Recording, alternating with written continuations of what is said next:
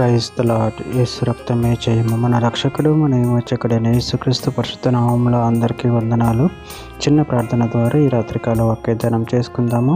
పరిశుద్ధుడ మహాగరుడైన దేవ యేసయ్య, సర్వాధికారి నాయన, మీకు వేలాది వందనములు, కృతజ్ఞత స్తుతి స్తోత్రం చెల్లించుకుంటున్నాను దేవ ఈ రాత్రికాల సమయంలో ప్రభువా, వాక్య భాగం ధ్యానిస్తుండగా వాక్య భాగం మాకు అర్థమవుటకు సహాయం చేసి మీ కృపలో బలపరిచి మీకు మాదిరిగా మమ్మల్ని నడిపించమని ఈ చిన్న ప్రార్థన ప్రభు యేసుక్రీస్తు అతి పరిశుద్ధ నామములో అడిగి వేడుకుంటున్నాను తండ్రి. ఆమేన్ ఆమేన్.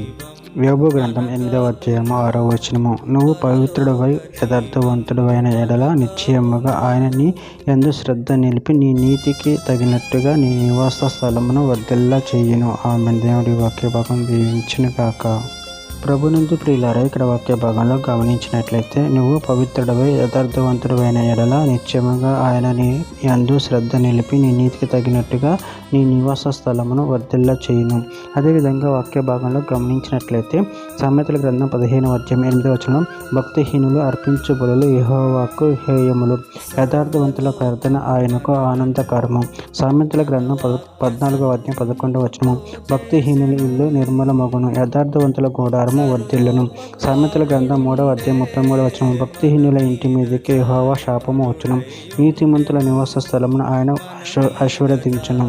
కీర్తనల గ్రంథం 7వ అధ్యాయం 10వ వచనం, దుష్టుల చెడుతనము మాన్పము, నీతిగల వారిని స్థిరపరచుము, యథార్థ హృదయులను రక్షించు దేవుడే నాకు కేడమును మోయువాడునై ఉన్నాడు. యెషయా గ్రంథం 3వ అధ్యాయం 10వ వచనం, మీకు మేలు కలిగిన నీతిమంతులతో చెప్పుము, వారు తమ క్రియల ఫలము అనుభవింతురు.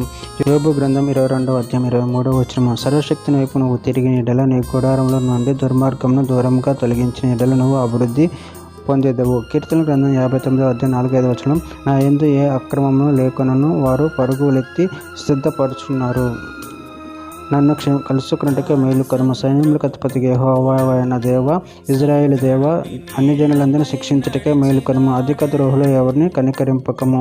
కీర్తన గ్రంథం 44వ అధ్యాయం 23వ వచనం, ప్రభువా మేలుకొనుము, నువ్వెలా నిద్రించుచున్నావు, లేము, నిత్యము నన్ను విడనాడకము. చివరిగా ఒక మాట, యోహాను రాసిన మొదటి పత్రిక 3వ అధ్యాయం 22వ వచనం, ఆయన ఆజ్ఞ ఏదనగా ఆయన కుమారుడైన యేసుక్రీస్తు నామం నమ్ముకొని ఆయన మనకు ఆజ్ఞనిచ్చిన ప్రకారం ఒకనొకడు ప్రేమింపవలెనన్నది. ఆమేన్. దేవుడి వాక్య భాగం దీవించిన కాక చిన్న ప్రార్థన చేసుకుందాము.